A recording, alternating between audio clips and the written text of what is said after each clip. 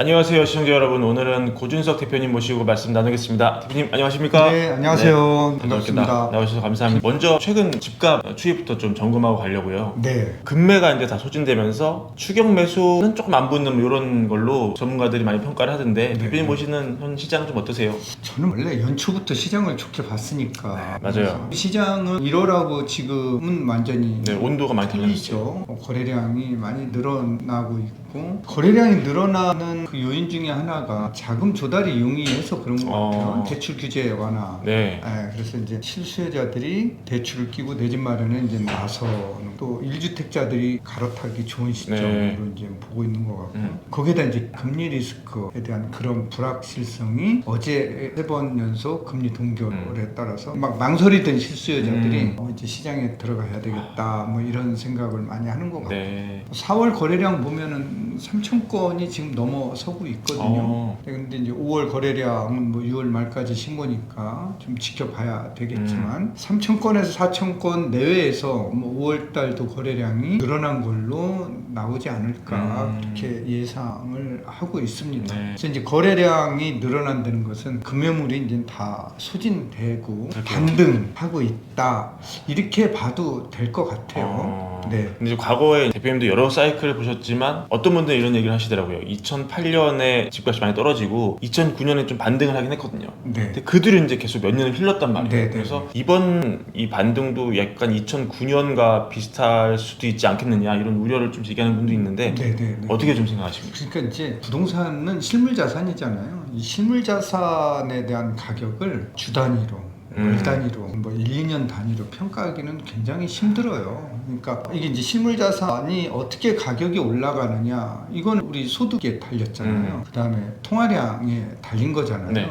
그래서 IMF 때 98년도에 보면은 우리나라 1인당 국민 소득이 8,100불이요. 근데 이제 지난해 우리가 32,000불. 네. M2 통화량 기준으로 보면은 IMF 때 당시가 이제 640조 원. 그런데 작년에가 3,785조 원. 그러니까 이제 통화량이 늘어난다라는 거죠. 근데 IMF 때 집값하고 지금의 집값은 틀리다라는 거죠. 2008년 금융위기 때 집값하고 지금 집값은 오르다가 떨어질 수도 있죠. 근데 지금 와서 보면은 훨씬 더 이런 통화량이나 이 소득 대비해서 실물자산 가격은 올라와 있다는 거죠. 자, 이런 걸 감안하면은 순간의 전략으로 이렇게 판단을 하고 시장에 진입해서는 안 될 것 같아요. 좀 긴 호흡으로 5년 또는 10년 그렇다라고 우리가 뭐 주 단위로 시세를 보고 투자를 해서 샀다가 주식처럼 금방 팔거나 그럴 수는 없는 거거든요. 이게 굉장히 헤비하고 부동산은 황금성이 가장 떨어지는 상품 중에 하나잖아요. 거래 비용도 많이 들고. 그럼요. 그래서 이게 중장기 전략 5년 10년 텀으로 보지 않으면은 내 집 마련 못하죠. 그런데 분명 작년 7월부터 지난 1월 지금까지 떨어졌다 하더라도 2008년보다는 분명히 많이 오른 상태거든요.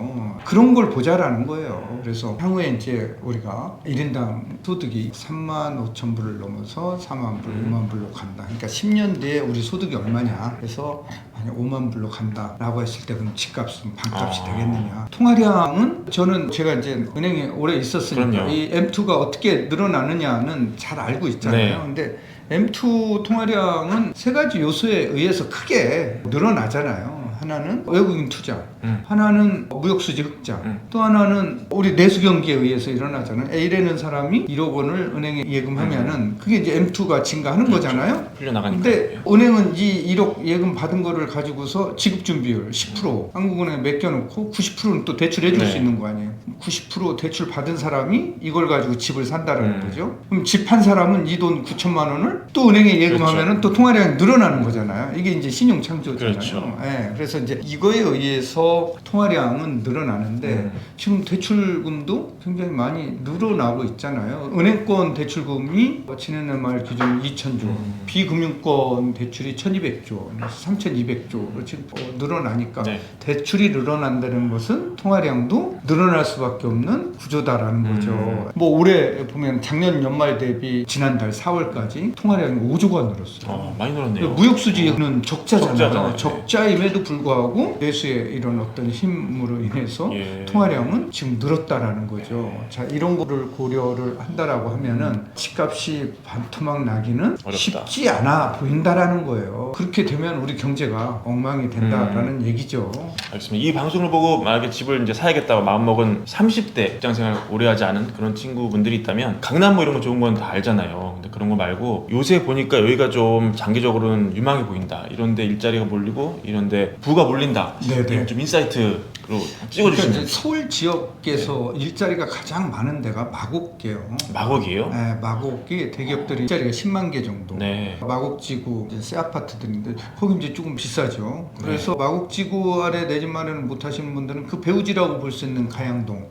등촌동 이런 지역을 조금 살펴보면은 아직도 5억 원 정도 전세 끼고 내 집 마련을 할 수 있는 그런 아파트들이 있거든요. 또 한강변에 위치한 아파트들이 있어요. 네. 네. 이제 이런 걸 조금 보셔야 될 것 같고 수도권 중에서는 최근에 용인 남산 이동욱 반도체. 그 반도체 클러스터를 발표를 했잖아요. 300조를 투자를 해서 공장을 짓는다고 했는데 거기 배우지가 바로 동탄 신도시거든요. 동탄 신도시의 지금 아파트 가격이 많이 조정되고 많이 떨어졌거든요. 그러면 일자리가 어마무지하게 느는 네. 지역이거든요. 그죠? 그러니까 이제 미래에 일자리가 늘어나는 지역 배우지가 어디냐. 그래서 동탄은 같이 묶어질 수밖에 없어요. 네, 남사읍 바로 옆이기 때문에 물론 오산도 있습니다. 경기도 네. 오산도 있는데 동탄 신도시가 더 크고 뭐 배우지로서의 역할을 많이 할 것 같고요. 네. 특히 동탄역에는 GTX 그렇죠. A가 또 쓰잖아요. 이제 여기에 내 집 마련을 한다라고 하면은 굉장히 의미가 있겠죠. 네. 그런 거를 고려한다라고 하면 그렇게 일자리가 드는데 이런데 내 집 마련하는 게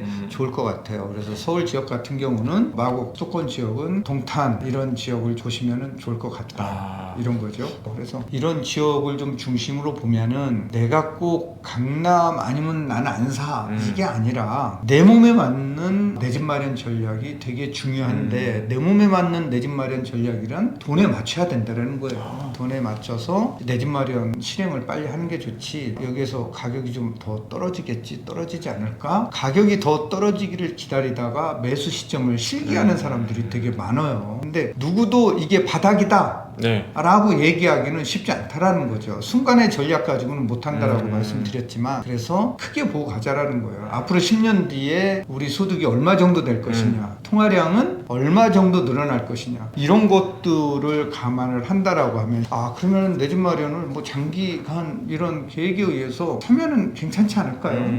알겠습니다. 요새